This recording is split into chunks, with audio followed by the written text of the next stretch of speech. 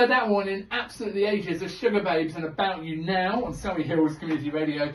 Song chosen by our guest this evening, Simon Evans. So, yeah, Sugar Babes. Why did you pick that song, or Sugar Babes? I saw them on TV last week on the BBC Breakfast, and they're not as young as they used to be, teenagers, unfortunately. Well, two of them have kids now. The other one's having kids now, they're about 3 or 4 years old. The other one has teenagers now, and the only one that hasn't had it is the one, the other lady, I can't remember her name. So there's so many of them, they change their lineup.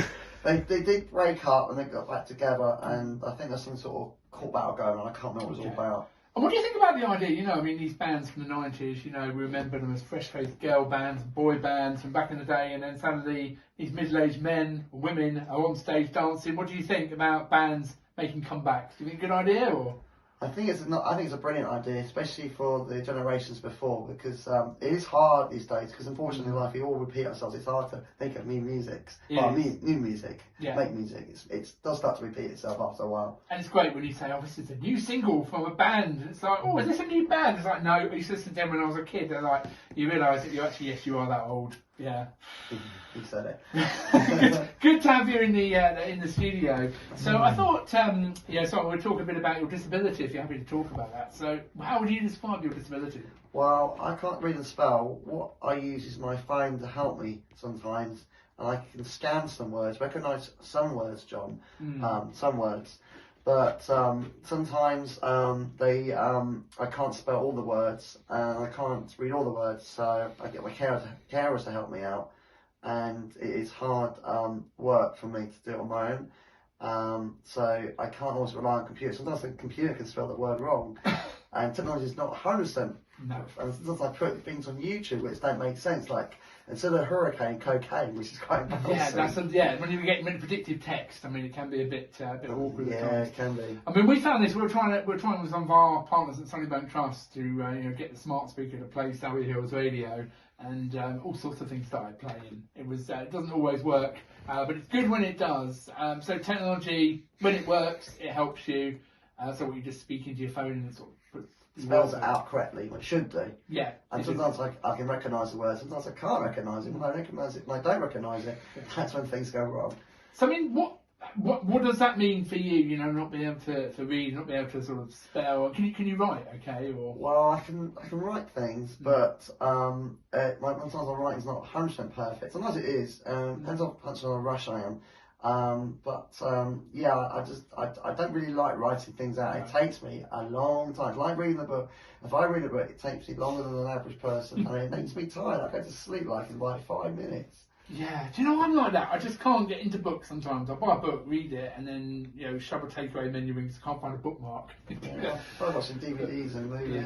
They're much more easier to understand. But what does this mean, like, for you in your day-to-day life? You know, not being able to sort of read, not being able to spell. I mean, how does that affect you? You live independently, don't you? Yeah, I do. I have help though with cooking and reading books.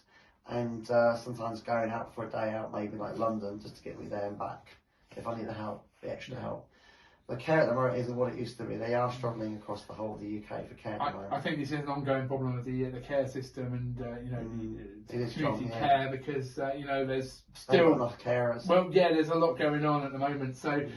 Okay, and growing up, we were having a chat off air about this, and you were telling me you went to Stepgate School in Chertsey. So what was that like there? Well, I was there I think for about 3 or 2 years maybe. Well, I got bullied there at one point by some young girls. I remember that quite well. My glasses smashed, which was very nice, and they were bigger than me. But the first friend I had them have was actually Mikey Lyons. I met Mikey Lyons there. He was one of my best friends ever, and I didn't talk very much. And we like to do strange stuff which two people today would not understand, which is very strange stuff which I don't want to talk about. No. Okay, that's probably best not to talk about. So you got up to all sorts of mischief then? Yeah, pretty much. Are you still in touch with Mikey? Yeah, I see him on Monday at Link Cable. Every Monday we have a good time. We go bowling. He's good at bowling, better than I am, but I'm good at walking, and he's not as good as fast walker as me. I think everyone has their talents in life, and I think you can kind of complement each other in life. Yes, you said it. Do so.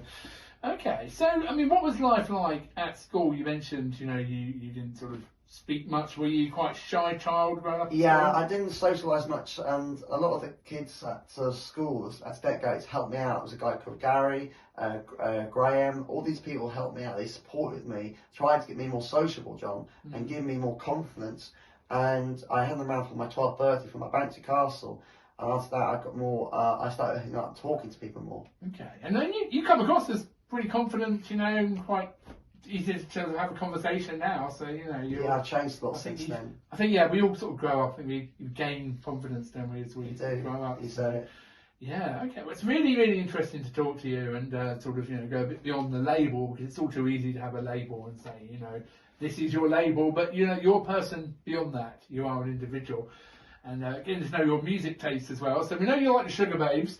Another one you like, Michael Jackson. Why are you into Michael Jackson? Well, I like Michael Jackson because I used to listen to it a lot in my uncle's car and his MG. He's an MG. We used to go around in his car. I used to always like listening to it, and I liked it a lot as well. It was fun. Yeah, there you go. I mean, he made some brilliant